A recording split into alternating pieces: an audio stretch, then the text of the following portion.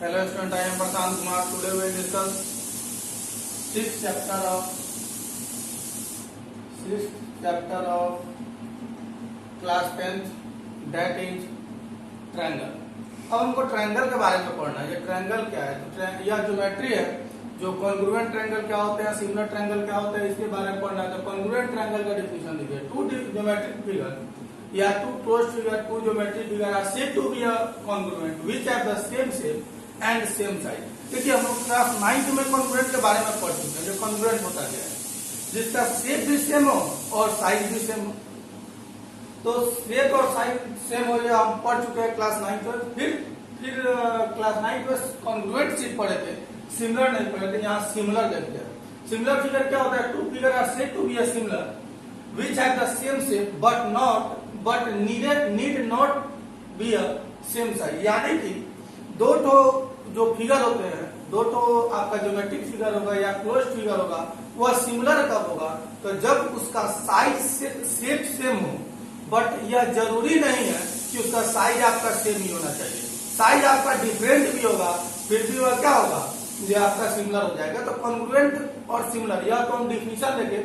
अब देखते हैं कॉन्ग्रुएंट में, सीधे समझिएगा जो कॉन्ग्रुएंट फिगर क्या होता है, तो जो ओवरलैपिंग हो, यानी कि एक ज्योमेट्रिक फिगर के पीछे क्लोज फिगर के ऊपर अगर दूसरा जो फिगर है वह पूरा का पूरा अगर ओवरलैप कर जाए तो हम कहते हैं क्या, जो यह कॉन्ग्रुएंट है।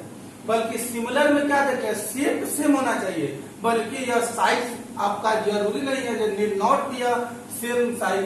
यह आपका जरूरी नहीं है जो उसका साइज आपका सेम ही हो, वह आपका साइज डिफरेंट भी हो सकता है। जैसे यहाँ पर कुछ कॉन्ग्रुएंट फिगर देखते हैं, कुछ सिमिलर फिगर देखते हैं। कॉन्ग्रुएंट फिगर और यहाँ पर देखते हैं सिमिलर फिगर।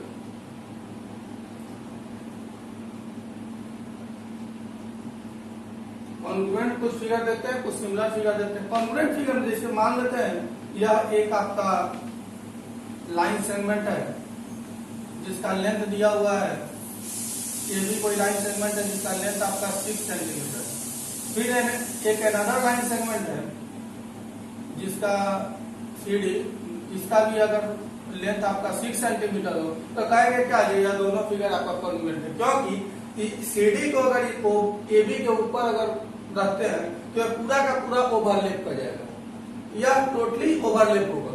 इसलिए क्या बोलते हैं, यह आपका कॉन्ग्रुएंट फिगर। एक आप सर्कल यहाँ बना लीजिए, एक सर्कल यहाँ बना लीजिए, इसका भी रेडियस आपका 3 सेंटीमीटर है, इसका भी रेडियस आपका 3 सेंटीमीटर। यह दोनों कॉन्ग्रुएंट होगा। क्यों कॉन्ग्रुएंट होगा, क्योंकि अगर इस फिगर को देखिए, थोड़ा बड़ा सा फिगर बन गया है, बल्कि हम इसको मेजर करके नहीं मापे हैं, ठीक है। यह दोनों आपका कॉन्ग्रुएंट होगा। क्यों कॉन्ग्रुएंट होगा, क्योंकि अगर इस सर्किल को उठाकर इस पे रखते हैं या इसको उठाकर उस पे रखें, दोनों एक दूसरे को पूरा का पूरा ओवरलैप कर जाएगा। तो जब दो फिगर एक दूसरे को ओवरलैप कर जाए तो हम बोलते हैं क्या, यह आपका कॉन्ग्रुएंट फिगर है। तो यह दोनों सर्कल आपका, देखिए इसमें शेप भी सेम है, यानी कि यह भी सर्कल है, यह भी सर्कल है।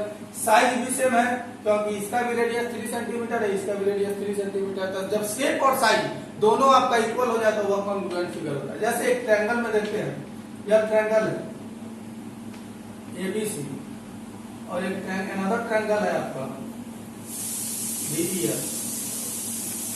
यह दोनों ट्रायंगल कॉन्ग्रुएंट है। अभी तो यह फिक्स नहीं है यह कॉन्ग्रुएंट है कि नहीं है, बल्कि अगर लेंथ इसका इक्वल कर दे, अभी 5 सेंटीमीटर या 3 सेंटीमीटर या 2 सेंटीमीटर, अभी 5 सेंटीमीटर या 3 सेंटीमीटर और या 2 सेंटीमीटर, तब यह कॉन्ग्रुएंट हो जाएगा। जब तक उसका लेंथ को नहीं लिखेंगे, लेंथ उसका नहीं मालूम रहेगा, तब तक नहीं मालूम है जो दो ट्रायंगल आपका कॉन्ग्रुएंट सेम फिगर हो, फिर भी यह कॉन्ग्रुएंट हम नहीं कह सकते हैं। क्योंकि उसका लेंथ हो सकता है जो 2.1 हो जाए या 2.01 हो जाए, तो इसलिए वो कॉन्ग्रुएंट नहीं है। तो उसका लेंथ हमको दिखाना पड़ेगा, तब बताएंगे यह दोनों फिगर क्या है, कॉन्ग्रुएंट है।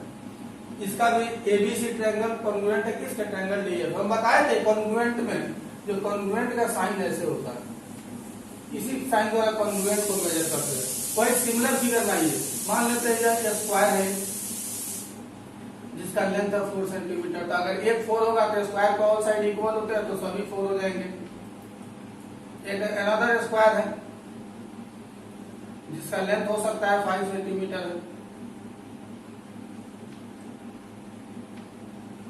जिसका लेंथ हो सकता है 5 सेंटीमीटर। यह दोनों आपका कॉन्ग्रुएंट है कि नहीं है? तो कॉन्ग्रुएंट नहीं है, क्योंकि लेंथ एक का 4 है, एक का 5 है, यानी कि शेप तो सेम है बस साइज आपका डिफरेंट है, इसलिए यह कॉन्ग्रुएंट नहीं होगा। यह सिमिलर है कि नहीं? तो सिमिलर है। क्यों सिमिलर है? शेप तो सेम है, साइज जरूर नहीं है कि आपका सेम हो कि नहीं है, इससे हमको कोई मतलब नहीं है। तो साइज आपका डिफरेंट है, शेप सेम है, इसलिए क्या कहेंगे? ये दोनों फिगर आपका सिमिलर है। जैसे एक आप सर्कल बना लिए, एक अनदर सर्कल बना लिए, इसका रेडियस 2 सेंटीमीटर डाल दिए, इसका रेडियस आप 3 सेंटीमीटर लिख दिए। अब यह दोनों आपका सिमिलर होगा कि नहीं हो? सिमिलर है बट यह कॉन्ग्रुएंट नहीं है।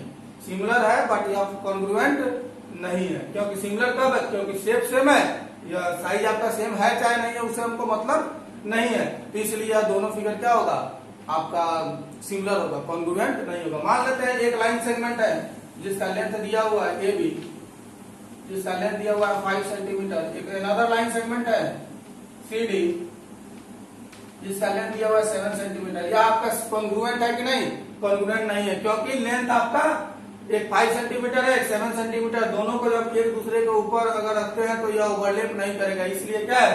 कोइंसिडेंट नहीं होगा, इसलिए यह आपका कॉन्ग्रुएंट फिगर नहीं है। यह सिमिलर फिगर है क्योंकि शेप सेम है, बल्कि यह जरूरी नहीं है कि आपका साइज आपका सेम ही हो, इसलिए यह सिमिलर फिगर है। इसको आप लोग नोट कीजिए पॉज करके। इसके बाद देखिए अगला टॉपिक जो हम पढ़े थे, जो सभी कॉन्ग्रुएंट फिगर आपका सिमिलर होते हैं, बल्कि सभी सिमिलर फिगर कॉन्ग्रुएंट नहीं है, उसी को नोट में लिख लीजिएगा। All the congruent figure are similar but all the similar figure need not be a congruent. यानी कि बताए थे अभी, एक ट्रायंगल मान लेते हैं ABC और एक दूसरा भी ट्रायंगल है PQR, यह दोनों आपका कॉन्ग्रुएंट तो पहले साइड आपका क्लियर करेंगे। मान लेते हैं ट्रायंगल या ये 7 सेंटीमीटर है, ये 6 सेंटीमीटर है, यह 7 सेंटीमीटर है, यह आपका 8 सेंटीमीटर है। यह दोनों फिगर कॉन्ग्रुएंट है कि नहीं? तो यह तो कॉन्ग्रुएंट है, यस यह कॉन्ग्रुएंट है। बल्कि वही एक अनदर फिगर बनाते हैं जिसका लेंथ मान लेते हैं ABC है और इसका 6 है, 5 है, 4 है, लेंथ 7 सेंटीमीटर में है। और एक अनदर ट्रायंगल बनाते हैं PQR जिसका लेंथ 3 है, 5 है, 7, 3, 5, 7 है। अब यह दोनों तो कॉन्ग्रुएंट है, बल्कि यह दोनों कॉन्ग्रुएंट नहीं है, बल्कि यह सिमिलर हो सकता है। सिमिलर हो, आप सिमिलर के बारे में जानेंगे जो, और सिमिलर क्या होते हैं उसके बारे में आगे देखेंगे। पहले यह सिमिलर है क्योंकि शेप सेम है, बस साइज आपका जरूरी नहीं है कि आपका साइज आपका सेम ही हो, बल्कि यह तो वही लिखा है all the congruent figure are similar but all the similar figure need not be a congruent. यानी कि सभी कॉन्ग्रुएंट फिगर सिमिलर होते हैं बट सभी सिमिलर फिगर जरूरी नहीं है जो कॉन्ग्रुएंट होगा ही। इसको आप लोग नोट कर लीजिए। अब देखिए, अब अगला टॉपिक देखेंगे हम लोग इक्विमुलर ट्रायंगल। इक्विमुलर ट्रायंगल क्या होता है? Two triangle are said to be equimular if their corresponding angle are equal। यानी कि टू ट्रायंगल का भी इक्विमुलर है। इक्विमुलर मैंने नाम से स्पष्ट है, इक्विमुलर यानी कि एंगल इक्वल। एंगल इक्वल मान लेते हैं एक ट्रायंगल यह है ABC और दूसरा ट्रायंगल है PQR।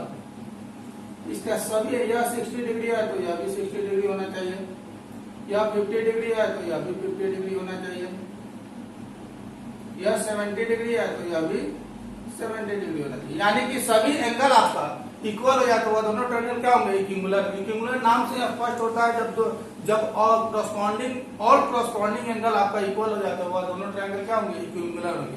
और जब दोनों ट्रायंगल इक्विमुलर होंगे तो वह दोनों ट्रायंगल सिमिलर भी होंगे, तो इसलिए दोनों ट्रायंगल सिमिलर भी है। तो वही था सिमिलर ट्रायंगल। लेकिन सिमिलर ट्रायंगल देखिए क्या होता है, two triangle are said to be similar to each other if their corresponding angles are equal और their corresponding sides are proportional. यदि दो ट्रायंगल आपका सिमिलर हो जाए तो उसका करस्पॉन्डिंग एंगल क्या होते हैं? इक्वल होते हैं और करस्पॉन्डिंग साइड आपका प्रोपोर्शनल होंगे। जैसे मान लेते हैं एक ट्रायंगल एबीसी है यहाँ और एक ट्रायंगल आपका पीक्यूआर है। सपोज यह दोनों ट्रायंगल आपका सिमिलर है। सपोज यह दोनों ट्रायंगल सिमिलर है, तो जब सिमिलर होगा तब फर्स्ट में लिखा है there corresponding angle are equal, इसलिए एंगल ए इक्वल हो जाएगा एंगल पी के। सेकेंड में एंगल बी इक्वल हो जाएगा एंगल क्यू के और एंगल सी इक्वल हो जाएगा एंगल आर के। और सेकेंड में यह फर्स्ट नंबर था और सेकेंड नंबर में भी आपका साइड प्रोपोर्शनल हो जाएंगे, इसलिए A B by A B का कॉरस्पॉन्डिंग साइड कौन है, पी क्यू। तो A B by P Q is equal to होगा B C by Q R is equal to A C by P R. या दो केस होते हैं, एक आपका कॉरस्पॉन्डिंग एंगल इक्वल हो जाता है, इसको हटाइए, एक आपका कॉरस्पॉन्डिंग एंगल इक्वल हो जाएगा, दूसरा आपका कॉरस्पॉन्डिंग साइड प्रोपोर्शनल। कब, जब ट्रायंगल एबीसी आपका सिमिलर का साइन, सिमिलर को रिप्रेजेंट ऐसे करते हैं, सॉरी सिमिलर हो जाएंगे ट्रायंगल पी क्यू आर के।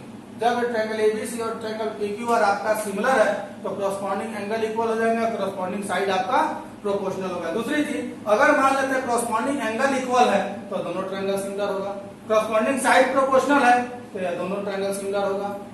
इसलिए इस टॉपिक को आप लिखिए पॉज करके। अब देखते हैं हम लोग बेसिक प्रोपोर्शनलिटी थ्योरम। देखिए बेसिक प्रोपोर्शनलिटी थ्योरम क्या है, इसी को बोला जाता है थेल्स थ्योरम। यह इंपॉर्टेंट क्वेश्चन है, हमेशा एग्जाम में पूछा जाता है कि थेल्स थ्योरम क्या है, या थेल्स तो कहेगा to prove that Thales theorem, या उसका स्टेटमेंट देगा, उसको प्रूव करने के लिए बोलेगा। स्टेटमेंट क्या है, if a line drawn parallel to one side of a triangle to intersect the other two sides in distinct point, then the other two sides are divided in the same ratio। यानी कि यदि कोई line, मान लेते हैं यह triangle है A B, थोड़ा बड़ा सा फिगर बनाते हैं,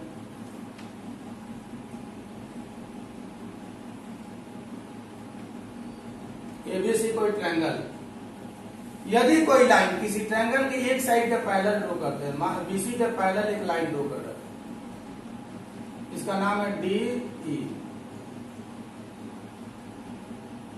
सॉरी डी ई। अगर इसके पैरेलल कोई लाइन ड्रॉ करते हैं, अब यदि वह लाइन अदर टू साइड्स को किसी डिस्टिंक्ट पॉइंट पर इंटरसेक्ट करता हो तो डी ए बी को डी पर और ए सी को ई पर इंटरसेक्ट कर रहा है, तो यह लाइन अदर टू साइड्स को, या दोनों जो साइड है जिसको इंटरसेक्ट किया उसको सेम रेशियो में डिवाइड करेगा। तो लिखेंगे let a triangle ABC, let a triangle ABC, sorry let a triangle ABC in which DE parallel BC, in which DE parallel BC intersect the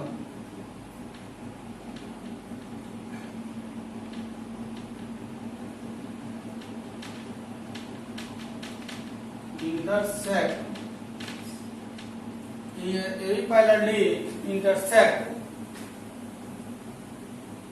AB and AC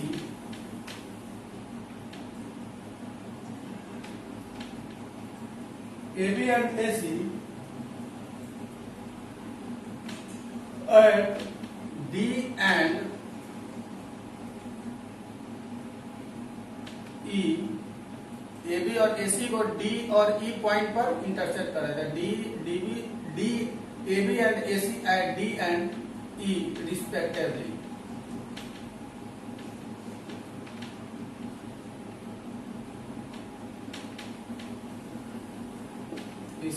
respectively, ठीक है। तो prove that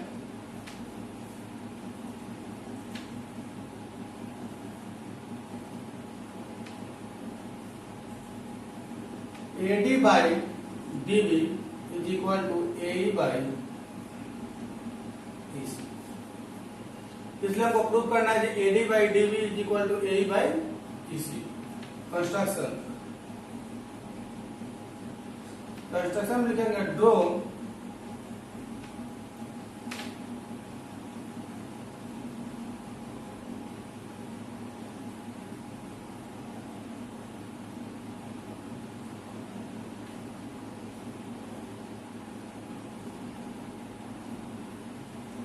draw EM perpendicular AB and EN perpendicular EN perpendicular is AB and DN perpendicular AC and join BE and CD joint BE and CD। अब देखिए proof, इसके बाद proof जो होगा start करते हैं यहीं पे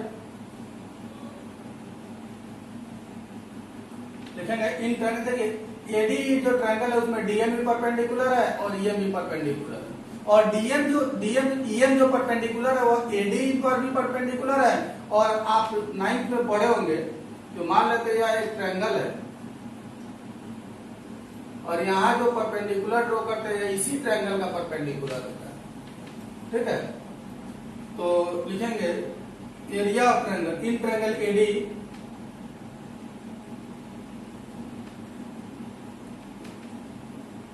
area of triangle ADE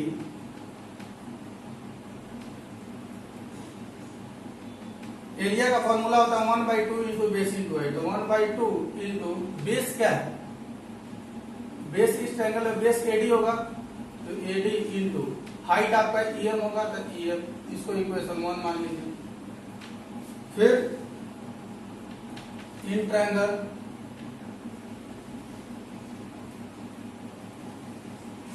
BDE BDE में एरिया ऑफ ट्रायंगल BDE इसका भी होता है 1/2 इंटू बेस इंटू हाइट। तो बेस इसका हो जाएगा कौन BD इंटू हाइट इसका हो जाएगा EM। दोनों का हाइट सेम होंगे BD इंटू EM। अब यह दो इक्वेशन बना,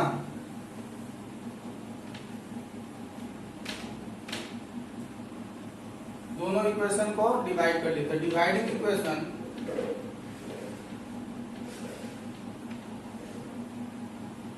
वन एंड टू, इक्वेशन 1 और 2 को डिवाइड करेंगे तो इधर हो जाएगा area of triangle ADE by area of triangle BDE is equal to 1/2 into AD into EM by 1/2 into BD into EM। देख रहे हैं EM से EM कट गया, 1/2 से 1/2 कट गया, तो आया क्या area of triangle ADE by area of triangle BDE is equal to AD by BD। इसको इक्वेशन 3 ले लीजिए। अब थोड़ा देखिएगा, यह इतना तो हम प्रूफ कर दोनों को डिवाइड किया तो EM से EM कट गया, 1/2 से 1/2 किया था फर्स्ट में। सिमिलरली उसी टाइप से प्रूफ कर सकते हैं एरिया ऑफ ट्रायंगल ADE और एरिया ऑफ ट्रायंगल DEC में। डायरेक्ट सिमिलरली लिख देते हैं। Similarly area of triangle ADE by area of triangle DEC या CED इज इक्वल टू क्या निकलेगा उसमें, इसमें निकला AD बाई DB तो इसमें निकलेगा AE बाई EC। एक बार आपका परपेंडिकुलर था EM, एक बार परपेंडिकुलर लेंगे DN, इसमें DN परपेंडिकुलर लेकर सही सॉल्व करेंगे तो यह निकलेगा क्या AE बाई EC। यह इक्वेशन आपका 4th बना। सिंस हम लोग 9th क्लास में पढ़े हैं, या नाउ भी लिख सकते हैं, नाउ लिखिए नाउ। अब हम लोग 9th क्लास में पढ़े हैं जो किसी भी ट्रायंगल में सेम बेस और सेम पैरेलल लाइन के बीच में, या पैरेललोग्राम में, सॉरी वहां पढ़े हम लोग पैरेललोग्राम में, किसी पैरेललोग्राम में सेम बेस और सेम पैरेलल लाइन के बीच में बने ट्रायंगल का एरिया क्या होता है? इक्वल होते हैं। तो लिखेंगे we know that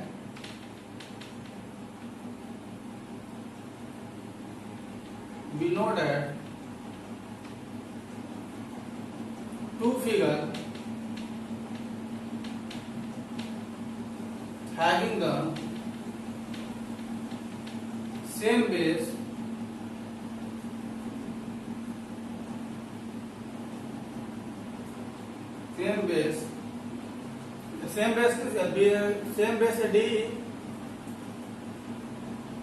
D and same parallel line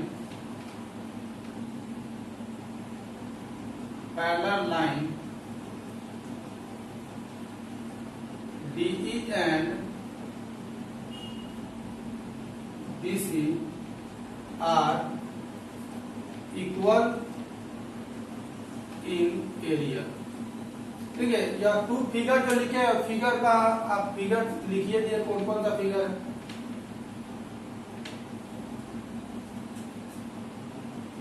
triangle BDE and triangle CED। Triangle BDE and CED having the same base, DE and same parallel line, DE and